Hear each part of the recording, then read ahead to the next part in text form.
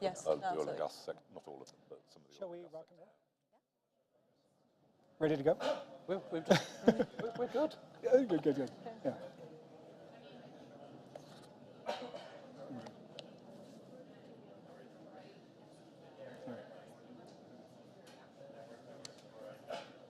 Good morning, everyone. Hello. And a warm, welcome to the Ice Dome here at Davos today. In our session on scaling, corporate investment in the voluntary carbon market. I'm Dale Hardcastle, a partner with Bain & Company, where I lead our efforts around carbon markets, and I will be moderating our panel session today on the topic.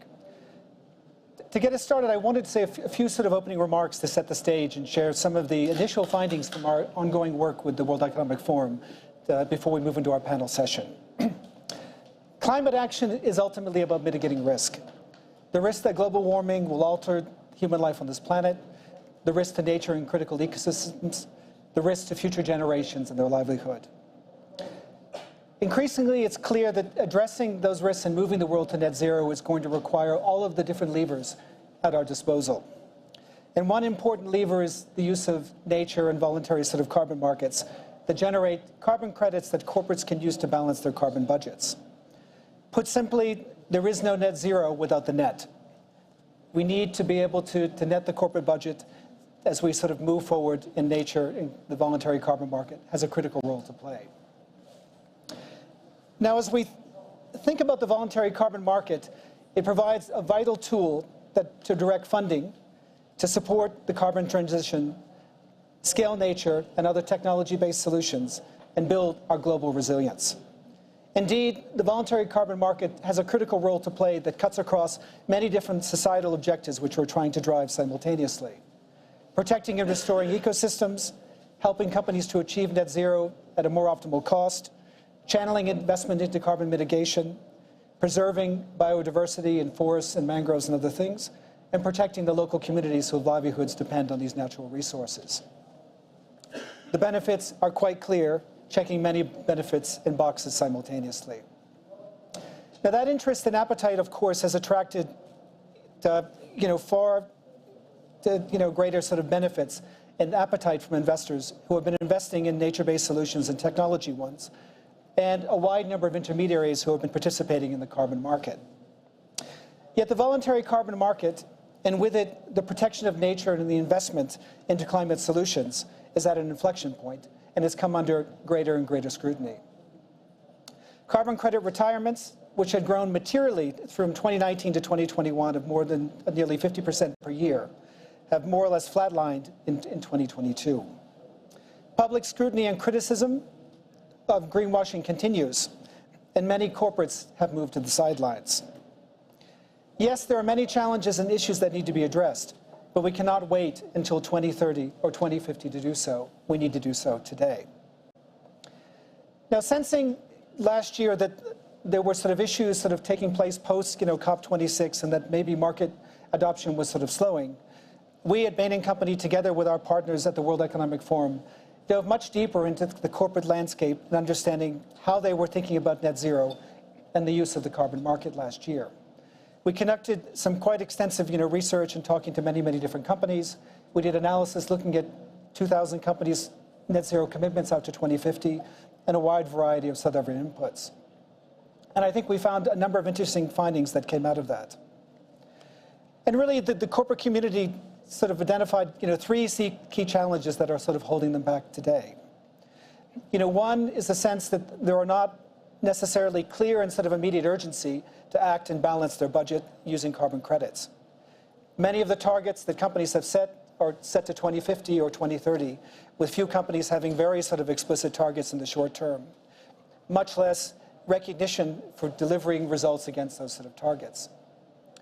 Similarly, we see an increasing criticism and sort of concerns about greenwashing amongst those sort of companies that are doing things within the market in article after article. And thirdly, that in turn is sort of leading many companies to pull back and move to the sidelines. In short, if we look at the situation today, the price of corporate action is far greater than inaction today. In fact, kind of the inverse of what we see for the planet at large. And this is a fact that clearly sort of needs to change if we're going to achieve the goals and objectives that we've sort of set out. Now, in trying to sort of understand this a little bit sort of more deeply, we dove deeper into some of the root causes that were limiting growth and adoption within the market. And particularly, I think our conclusions were that many of the issues that were identified by companies originally were in fact more symptomatic of broader structural issues that sit below the surface that need to be addressed.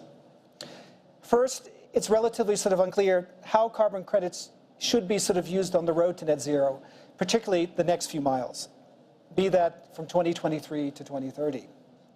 Many hard-to-abate sectors lack industry-specific pathways in how carbon credits should be incorporated.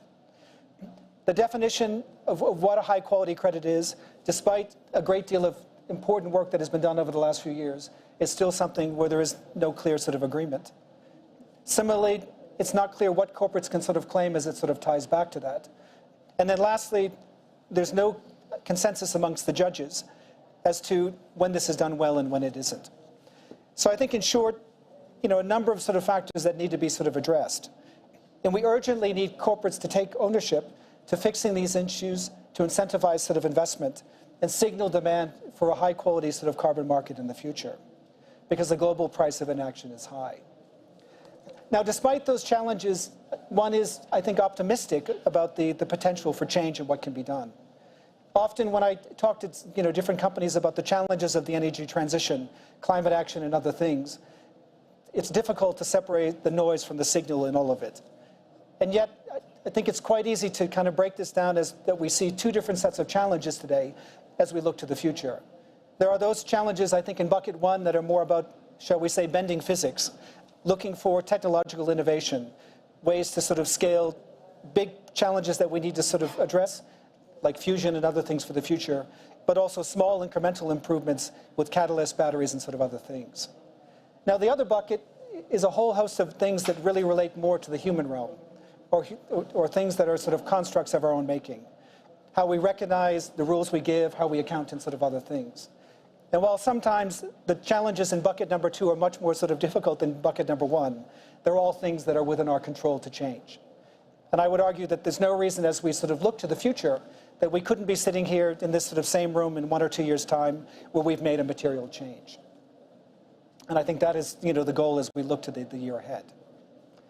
Now, fortunately, we are sort of here in Davos where there is much room for sort of discussion, and many people have come to find ideas and sort of solutions how to go forward. And we're very, fortunate today to have a distinguished panel of climate leaders from different sort of spectrums to help us begin that sort of dialogue and talk about what potentially can be done. So with that, let me quickly, introduce our panel discussion today. And our goal is to probably have a few questions with the panel for about 30 minutes, and then open it up to Q&A with the audience. So first, on my immediate left is Steve Howard, the Chief Sustainability Officer with Temasek, who has been spearheading and leading, along with many sort of others, their climate leadership as they sort of move to the future, and is built on kind of a long and sort of distinguished career as a climate leader before that with We Mean Business as well as sort of IKEA. Next is Hannah Howman, who leads global carbon trading in carbon markets for Trafigura, who has spent nearly sort of 2 decades in sort of commodity markets and other areas before sort of taking over the lead in their sort of carbon activity. Tim Christopherson, who's VP for Climate Action at Salesforce, who comes to sort of Salesforce with a long career as well with kind of the UN sort of climate program. And lastly, but not least, on my sort of far left, Pak Aziz, who is kind of the CEO of sort of Indica Energy, a leading kind of resource and natural resources sort of company in Indonesia that has been undergoing its sort of own transition from a more sort of traditional resource company to one looking to nature and other sort of solutions for the future. So a very warm welcome to the panel. We've talked about, I think a whole host of sort of issues that are, challenges as we sort of, think about the future and direction. Steve, I wonder if maybe you would sort of kick us off with some reflections on those challenges. I know there's kind of a long sort of list of root causes and other issues there, but would love your reflections.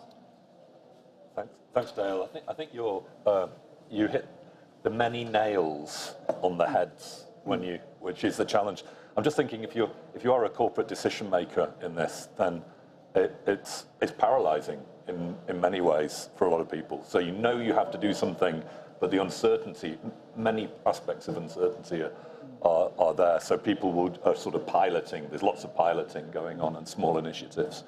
But if you say there is no net zero without a carbon market, there won't be large capital flows to end deforestation, to restore nature, to take carbon out of the atmosphere without carbon markets.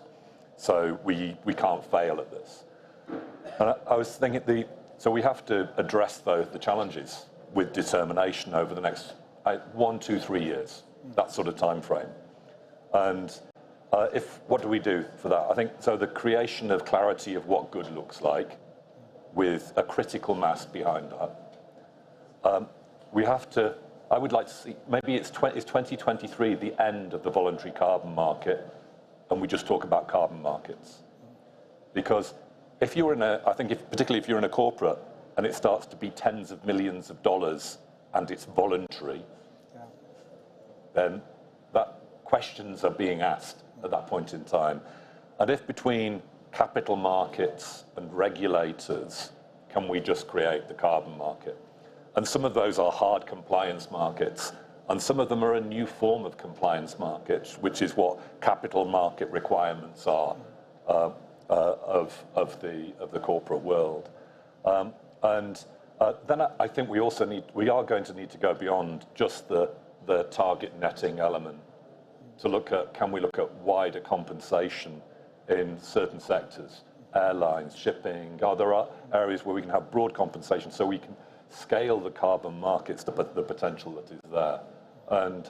But I think there needs to be a serious coming together, and there are efforts underway to do that, to say let's create a clarity of what good looks like and make voluntary carbon markets, compliance carbon markets, just the interconnected global carbon markets. Yeah, no, I think absolutely. Put simply, what good looks like needs to be much, much clearer than it is today. Yeah. Hannah, obviously, as someone deeply versed in the mechanics of the market, past and looking to the present and the future, we would love your reflections. Yeah. Of course. So, I think there's a few challenges when we look at, again, what is voluntary today, but what in truth is really just moving towards corporate compliance. So whether that's due to indirect legislation like regulated net zero claims, or whether it's the intersection between corporate net zero commitments and the government host country net zero commitments, these ultimately need to all kind of come together and coalesce into a singular idea, again, moving away from the misnomer that is voluntary carbon markets today. So as we look forward in terms of Article 6 in particular, climate change is a collective challenge and ultimately needs collective approaches and solutions. I think, Dale, last week you used the term underground. So a lot of carbon on the voluntary space has really moved into this underground place where corporates are working to in-house and kind of build behind the wall, if you will, for what they believe they will need in the future. But in truth, that's the exact opposite of what we need at the moment. We have public sector and private sector all working to achieve against this global net zero ledger. And in truth, these are really looking to the same solutions, same sources, and really should be much more collaborative than they are competitive. So whether we're looking at sectoral discussions, and to be fair, we hear this just as frequently in the carbon accounting space. A lot of sectors very concerned that if they are disclosing and declaring their emissions, how can they ensure that it's a like-for-like or evil playing field with their competitors? And we see the exact same thing within the voluntary space. So what we hear from the public sector is this overarching goal, which has been achieved with Paris in terms of those milestones. Net zero now covers over 80% of global emissions, which requires 25 billion tons of reductions between now and 2030. So this is a tremendous challenge and a tremendous ask, but we're doing the wrong thing if we go inward. And I think that collective action, so multi-stakeholder engagement within sectors to solve individual sectoral challenges alongside public sector engagement to ensure this net zero ledger in the future under both Article 6 as well as corporate commitments can ultimately tie out and work together collaboratively to solve the challenge. Yes, I mean, it's definitely multi-dimensional, problem that the dots need to be sort of connected, which of course is, challenging for different sort of companies as they seek to sort of navigate this playing field. Aziz, I was wondering, as kind of a company that is navigating the field and coming from a different sort of perspective, what has been your sort of observations around where the market stands, and as both a potential user but also someone in the future who's potentially seeking to generate nature-based solutions, from Indonesia and other things? Okay, thanks, Dale. Let me just clarify to be more precise in terms of definition of Indica Energy. Dale said traditional resource company.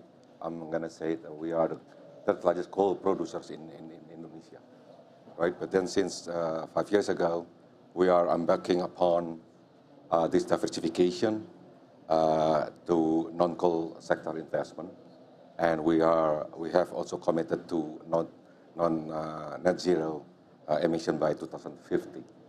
And during the course of the past few years after that commitment, people are, I guess, questioning us in terms of how we can achieve those. In addition to the requirement of quote-unquote certified sort of net zero emission commitment. So that's actually hindering in our board discussion, right, in terms of how we can move forward. But aside from that one, we have outlined our decarbonization plan with a certain level of indicators or targets in 2025, 2030 of carbon reduction. In that decarbonization plan, we have not only the portfolio adjustment, portfolio mix, operational decarbonization, and the carbon credit being the sort of the balance, right? Are we fully aware that the carbon credit cannot become the majority of the solution for the decarbonization plan?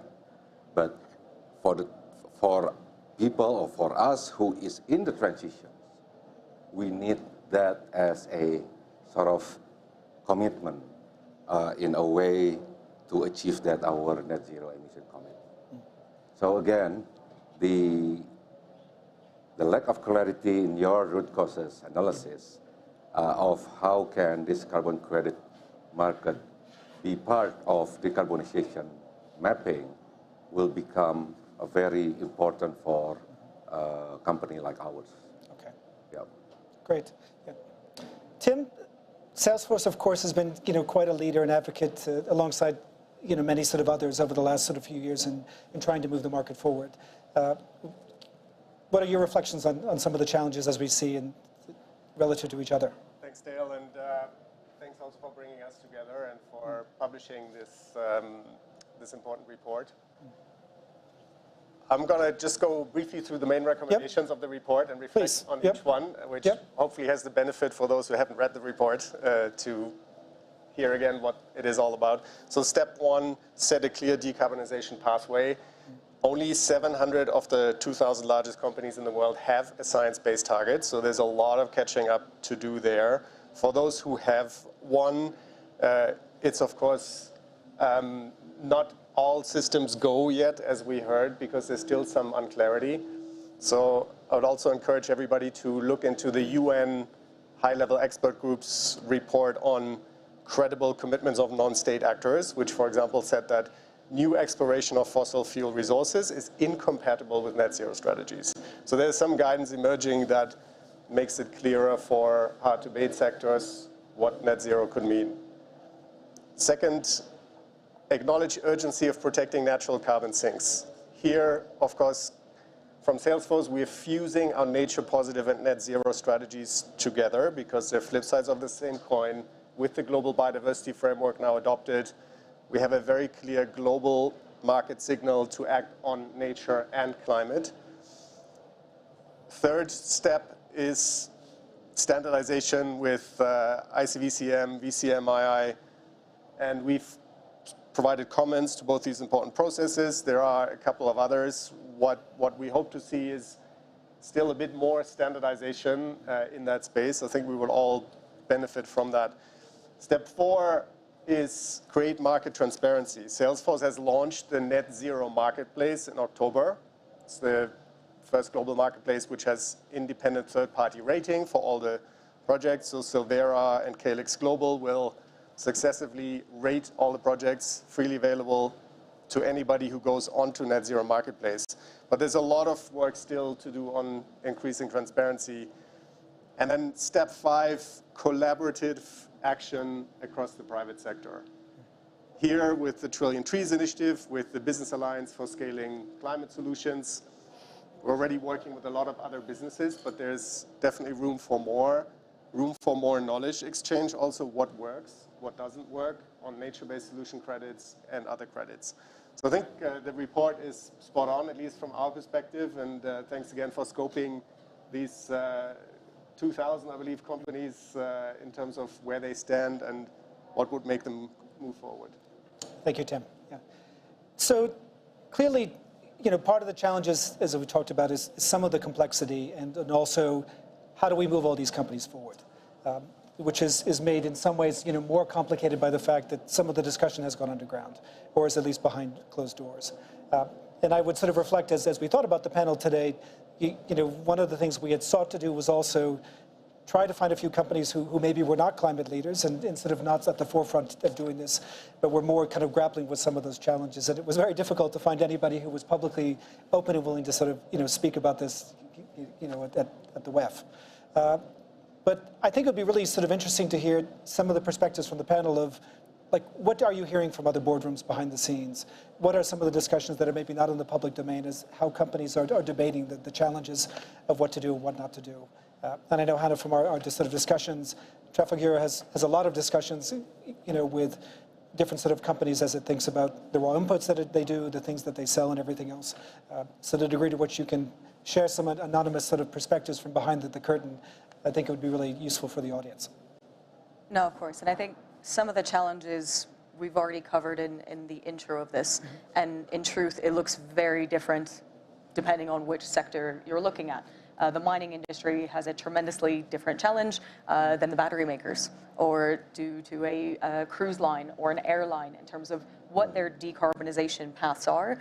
And they very much view energy transition as carbon and decarbonization. So they aren't two separate routes. They are two things that work together and kind of bump into each other back and forth, whether we're talking about carbon markets for more traditional carbon projects like forestry, for example, and carbon sinks, or if we're talking about carbon pricing in terms of decarbonization queues or subsidies for low and zero emission fuels. So it's about this balancing act in their individual journeys, which everyone, I can assure you, is at a very different place. Doesn't matter in terms of geography of operation. In fact, that tends to be quite misleading if you assume that a certain jurisdiction means a certain level of capacity or climate action. More often than not, and this goes back to this Article 6 comment, it tends to be the companies that are closest to their host country governments that are really working and have already kind of been on this train for the last however many years as we've moved forward into Paris. So a lot of the concerns I think we've covered very clearly. I think the approaches to combat this are far more varied, differentiated, and fragmented. That said, we are seeing a lot of companies increasingly asking for Article 6 eligible credits. No surprise, as they look to align themselves with this global overarching structure. We do see things moving underground. So spot demand or retirements in 2022 flatlined. However, the forward purchasing we are now seeing is exponential compared to anything that's occurred before. So corporates very seriously looking at what is that 5-year goal, what is that 7 and 10-year goal? How do I now start to look at this as procurement and really, I think, manage what are perceived or real reputational risks today, but is a very real compliance and procurement requirement tomorrow.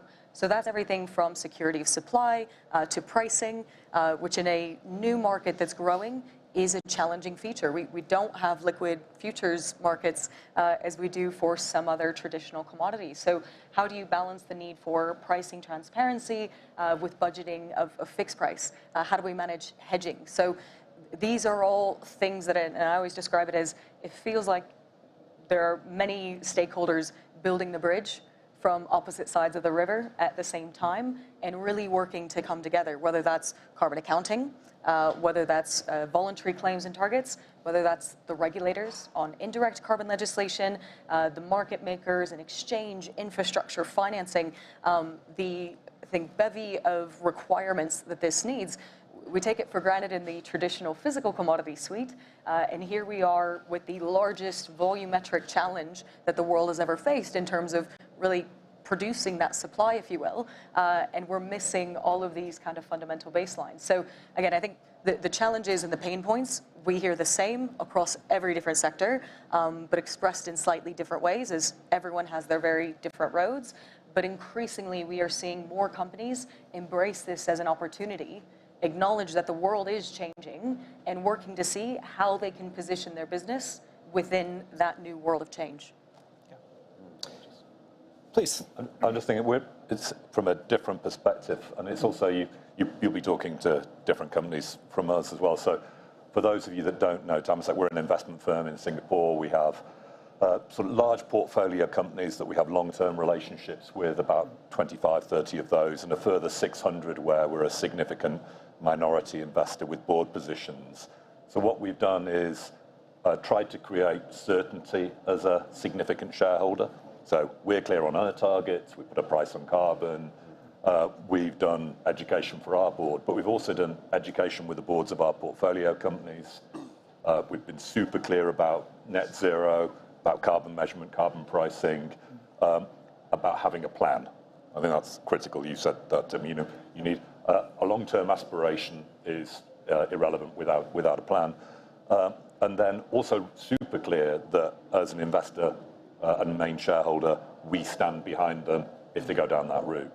And the focus there on what do you do and mobilize around that first. And I think when we're talking around the carbon market, you have to remember this is the and for corporates. So it is, it's mitigation, value creation, future-proofing your business. That's the critical focus. But then people are getting into serious piloting, and I think we're at the serious piloting phase around the carbon market. So looking what products, is it interesting to offset certain products that you can go to market with? How do you start to build internal competence and knowledge around it? And then maybe we'll come back to this, but we've also built our in-house capabilities. So we have, from our perspective, sort of center of excellence around understanding carbon markets, and we set up something called Gen Zero as a dedicated platform, a 5 billion Singapore dollar platform to invest in technology, nature-based solutions in the carbon ecosystem, as well as establishing, similar to Salesforce has done, we helped establish the Climate Impact Exchange, so a high quality, high transparency carbon exchange in Singapore. So really do build capacity, create clarity, and then have a dialogue. But there's still, everything you said remains true in the discussions we have with those companies around the level of confusion around how does this develop long term and what are the long term wider market expectations. Yeah. I would just want to pick up on the and. It's the last but not later option for climate action. And especially critical in this is we hear often the greenwashing claim that this would replace climate action and emission reductions in companies by buying credits. We don't see that being the case because it is effectively putting an internal price on carbon into your operations as a company if you have to buy credits for any residual emissions that you can't yet remove. So it is effectively an internal price on carbon. It's maybe a handful of companies that use that to replace difficult internal emission reductions, no doubt, but for the majority of companies, it is part of the all of the above and last but not later, part of climate action and mitigation. No, crucial and extremely important point, yeah. Now, obviously, many different stakeholders and groups are seeking to thread the needle and help us to be able to kind of move forward on some of the points that we've raised, improve corporate awareness and sort of begin to sort of move towards that future market that we're sort of seeking. And one of those is, of course, the NCSA, the Natural sort of Climate Solutions Alliance, who has also been engaging a lot of companies over the last year or sort of two, trying to help educate, address some of the challenges and other things. And with that, maybe I thought it might be kind of valuable to have Diane from the WBC speaking on behalf of the NCSA, say a few words about their engagement over the last year or two, and what boards and companies are saying. Diane? Dale, thank you very much. And it's a pleasure to see you all. Diane Holdorf at WBCSD. We co-host with the World Economic Forum, the NCS Alliance, the Natural Climate Solutions Alliance. And it's been in play for a couple of years now to try to get after exactly the topics that this really amazing panel of leaders has been speaking to this morning. First of all, building understanding. It's a multi-stakeholder group. So yes, we've been bringing businesses together, including the hard to abate, including oil and gas, into a conversation with other stakeholders who are often throwing stones saying this should not be possible. So this point about your report, which is excellent, around driving the understanding is key. And I think we got ourselves a bit crosswise early on in language. And you've all pointed to this, not being clear that these are high integrity investments and driving always for highest integrity when investments are being made got us in a difficult place to start with. We've been coming a long way on that. And as you exactly pointed out, Tim, the Global Biodiversity Framework now being in place and starting to set biodiversity certificates aligned to NCS carbon credits is actually intending to help us with that as long as we don't get off to the wrong place. But this other point of ensuring there's understanding that this is an and, not an instead of, for carbon strategies has also gotten quite a lot of concern building. We need to be doing this at the same time as all the other corporate investments are going. And this is another piece that NCS Alliance is really trying to drive for, is building that. This concept of green hushing that we've been talking about, we're going to do it, but we're not going to talk about it, is certainly key. We need to raise the flags on that, and that the capacity building that you've been speaking to is helping. But this real confusion around how do I buy? What should I be thinking about as it starts to become on the edge of not commoditization, but at least being embedded into corporate procurement strategies is a key space. And I'll just add one final point, and that is now this multi-stakeholder group at the NCS Alliance is developing a buyer strategy, a buyer guidance tool, actually, to understand how do I articulate high integrity? How do I articulate the percentage of investment I should be placing in this for my hard to abate offsets? How should I be thinking about the different offerings on the tables and measuring them for the type of investment we in particular need to be making? And it's by jointly developing these kinds of tools and being real clear on what the intention is for how they get implemented, that together we work to try to accelerate moving this market. Because like you're saying and your report shows, we absolutely have to do it, but it's getting sticky. Absolutely. And sort of that goes hand in hand with beginning to move companies from thinking differently about this, right? Moving from something that is beneficial that we have done in the past as part of our sort of sustainability efforts to really thinking about how do we sort of integrate this in with net zero as part of the end, but also as something that has a clear return on investment and has an impact. Moving from, obviously, the intent to the action, we've talked about a lot of different things and a lot of different sort of elements there. But the challenge, of course, is how do we begin to move the broader sort of corporate community sort of forward in 2023 and 2024 to make progress over the next 3 years, as Steve sort of set out. And I would love to maybe spend a few moments kind of reflecting on that, because I think that is really where the rubber hits the road as we sort of think about this year. Aziz, would you like to maybe sort of start with some thoughts around where might we begin as we sort of seek to address this long sort of laundry list of issues that we've talked about? Yeah, well, we at Indica Energy is currently also developing carbon credit projects in our own forest concession. And we are trying to do it as at the highest integrity as possible. It is going ahead.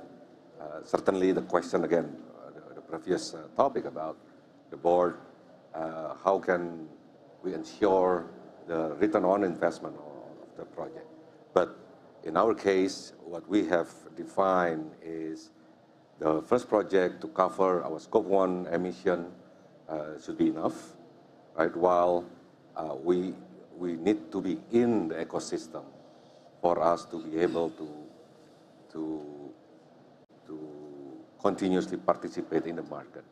So for example, in last year, we participated in the carbon impact exchange auction, and we managed to get some. So that's sort of action what we are currently doing in addition to investing in the climate positive sectors like agroforestry, like energy plantation, and all others.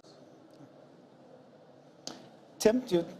I sometimes feel we're in a Samuel Beckett play, waiting for Godot, you know? We're waiting for the perfect system to come, and it will not come.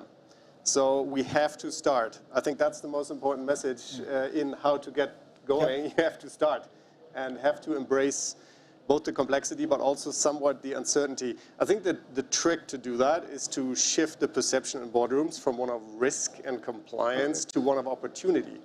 Because risk gets your attention in the boardroom, opportunity gets you excitement. So if that kind of a shift, of course, the carbon removal industry, nature-based solutions, going to be one of the biggest business opportunities of this century. And for the companies that see that and make that shift, it's a completely different dynamic. Because suddenly you have some appetite for risk, for research and development, for testing.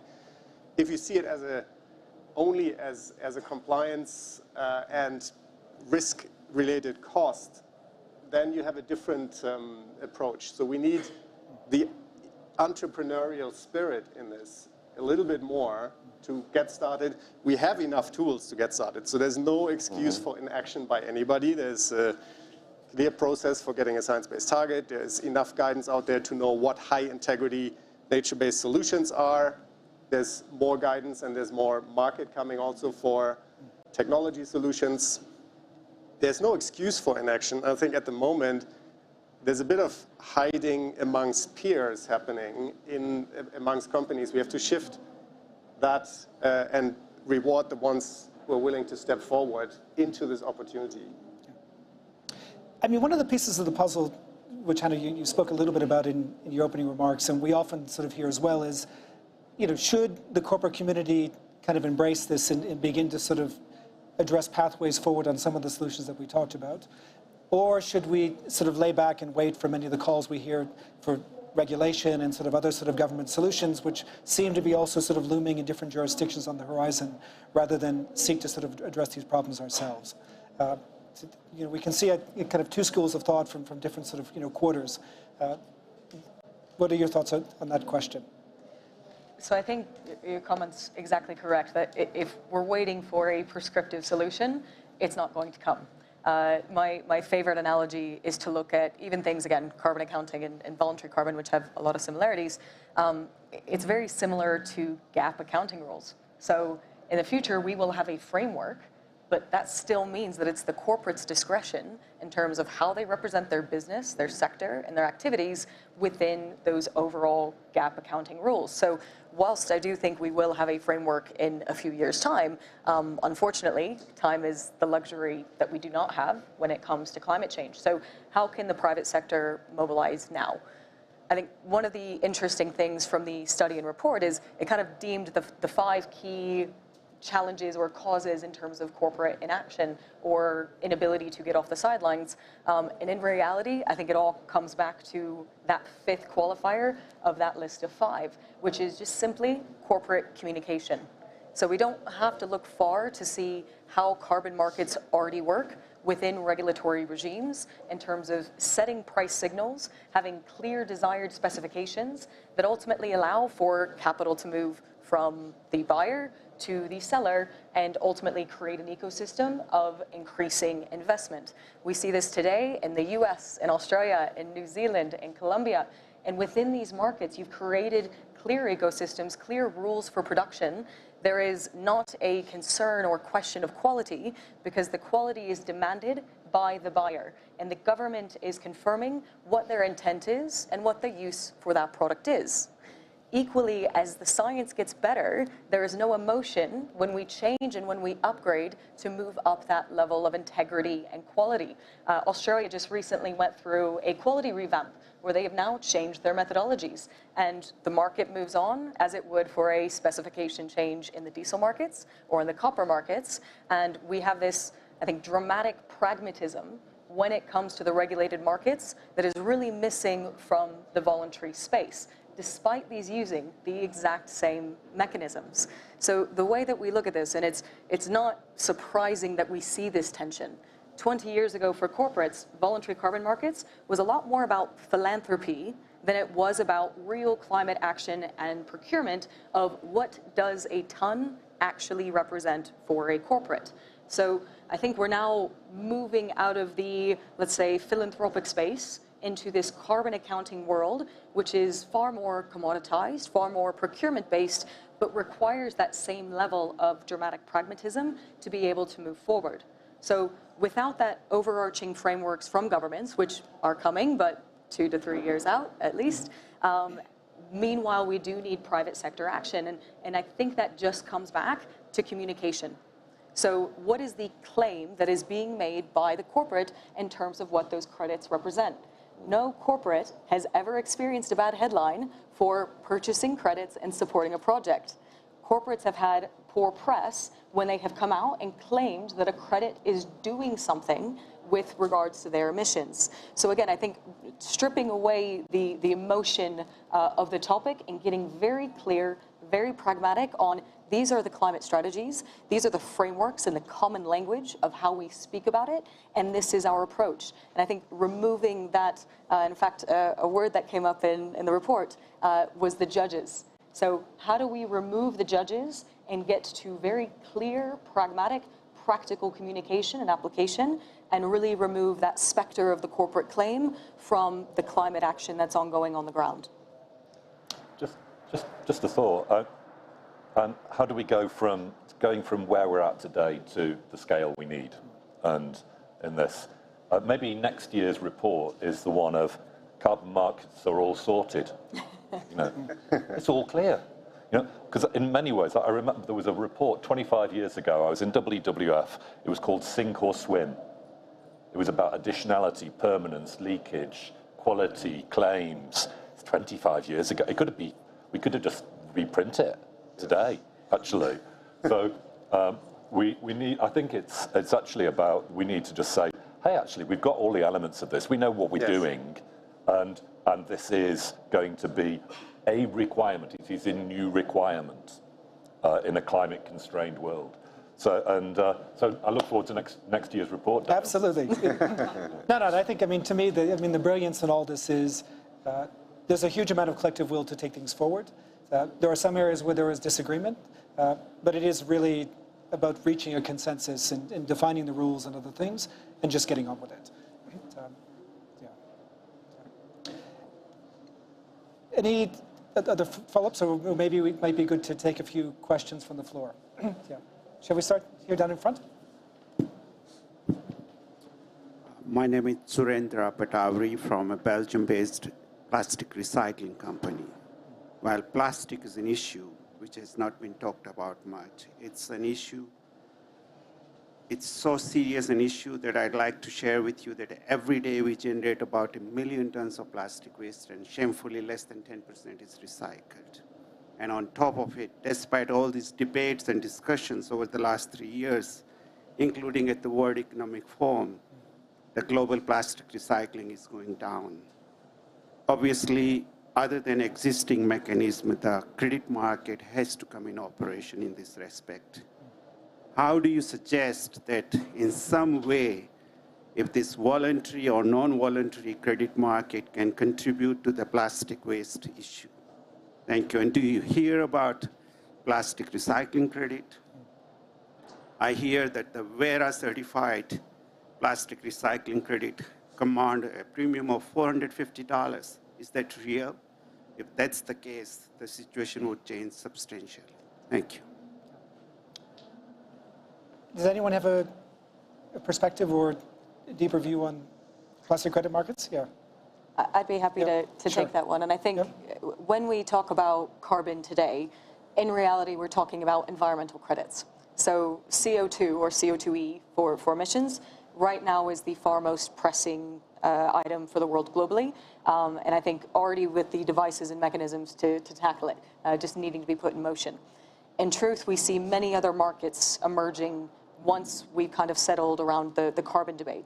So one that's already been mentioned is biodiversity credits, which is now coming along with the new biodiversity framework with net gains and nature positive commitments by corporates. We are seeing plastic credits emerge, although nascent as well, and equally not far behind, water credits. So how do we ultimately value the externalities of the things that we are trying to conserve or produce more of? And I think this is very much an and conversation as well. It's just today a subset, but in the future will become increasingly important alongside a suite of broader environmental products. Great. One quick point on plastics, and of course this is also an area of concern for many of us.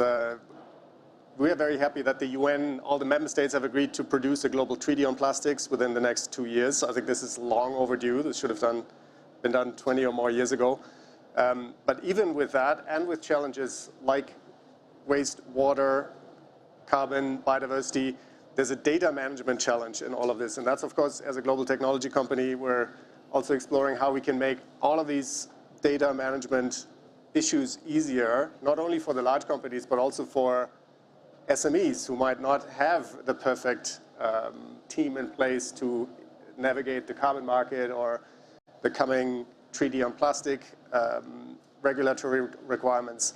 So with tools like Net Zero Cloud or other tools, we will also need to make this easier and simpler for the world's companies who are on the fence because of lack of knowledge, lack of confidence to enter this. I think it's a similar issue for plastics, for waste management, for water, for biodiversity, as it is for carbon.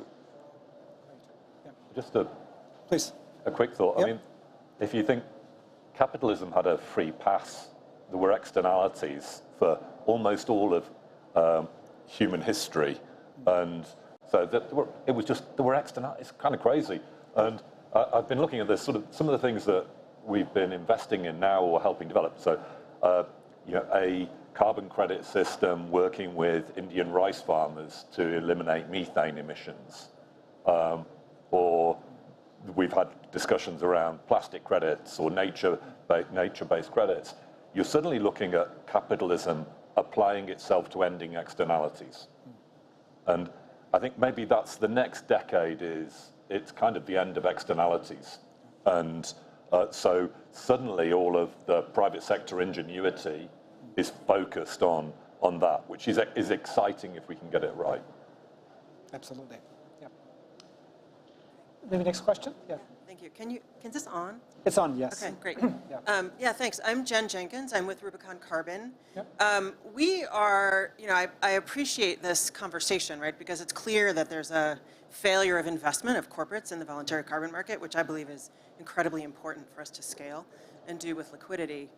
I can't help, though, but feel like you're sort of dancing around one of the biggest issues in this market and one of the biggest barriers to investment, which is, frankly, the SBTI's guidance and the interpretation of the SBTI's guidance around the net zero target setting, right? What we have heard time and time again from corporates who want to be involved is that they can't simply, first of all, they can't justify making a philanthropic contribution based on, to their shareholders and to their boards. So they do need credit in some way for it, right? This isn't just sort of a good works endeavor. But furthermore, what they're doing is waiting until the year of their net zero target in order to buy any offsets, right? And so what this is doing is, in my view, it's intended to create investment. It's doing quite the opposite.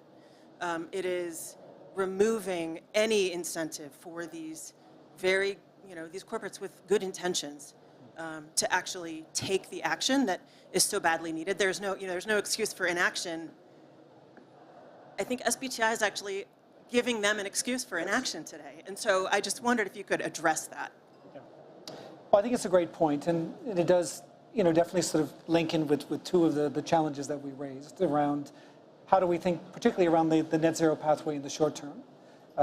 What should companies be doing, and how would they sort of, think about that if they can or sort of cannot, meet those sort of targets in the near term. I know, of course, SBTI is looking at some sort of new sort of guidance around this year, but maybe some reflections from the panel, how critical a challenge this is, maybe where some change would really be sort of most beneficial. Obviously, very sort of complex sort of issue, many different stakeholders involved, and not the simplest thing to sort of reach a resolution, but clearly critically important as we think about kind of the next stage of net zero and how this fits together. Just a quick comment before passing over, but I'm part of the We Mean Business Coalition board, and we've had a lot of discussion there around this issue, and you're absolutely right, I think, for a start. And we're in this point where, let's say, there's a wide skepticism around net zero itself. Is net zero there? The discussions we've had around that, is this just a free pass, or are companies going to offset their way as a get out of jail free card? So there's pressure on that. I think SBTI was in a difficult and challenging place around that. It was trying to please get it right, be science-based, and please very divergent views and needs. And we probably need more iterations within that. Well, not probably. We do need to look at that again together with SBTI and others. And we're in the same. I look at us. We've got a 2030 target. So we've done everything. It's really hard target with carbon pricing and everything else, and very clear budgets. So if we don't meet it, we will meet it through high quality, appropriate offsets, which will have a cost, quite a big cost. But it's at 2030 that kicks in for us. So we're doing many things on the way to that. And I think the sort of when do we develop clearer roadmaps and getting clarity of what happens in between now and 2030 as a ramp up. And if we can kick that, it probably takes a couple more years to get that in place, but we need to do it to scale these things. Otherwise, it's going to be a crazy 2029. You're going to be super busy in 2029, 2030. Yeah. Plus, in some ways, it's also worse than that in that, on the one hand, we're doing all this work to decarbonize. On the other hand, we're preventing that capital flow to prevent nature loss, deforestation, other things. Yeah. If we want to wait till 2030 to use these sort of tools, they're not going to be there. And we've, in fact, we're running to sort of stand still in some respects. Yeah. I couldn't agree more with Jen, and it's in fact a point that does concern us. And I think it's an example of the perfect being the enemy of the good. And at the moment, we need much more of the good, while waiting for the perfect is not going to get us there. So I think there's also a perception challenge between the various players in this space. In the last 25 years, I've worked for an NGO, for the European Commission, for a government, the UN, and now the private sector. The perceptions of actions within these different sectors is mind-blowing, how different the viewpoints are from an NGO network like the Science Based Targets Network.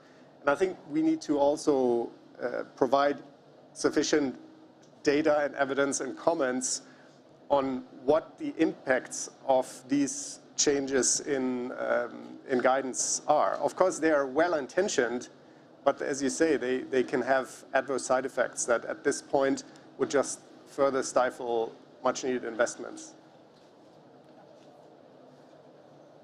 Great. Well, I see we have a few minutes left to maybe one sort of final question, a few reflections for the panel. Given all of the issues that we've talked about and the complexity and the different sort of things that one could do to get started, maybe one point of advice for companies that are on the sidelines sort of today trying to think about what to do as to where they would sort of begin if we think about kind of ambitions for 2023. Maybe Aziz? Well, I think beside the SBTI, the certification, all those things, in our case, for example, I'd like to really encourage the company to just do it. Just start doing it, and certainly with the highest integrity as possible, again, to achieve at least for your net zero emission target.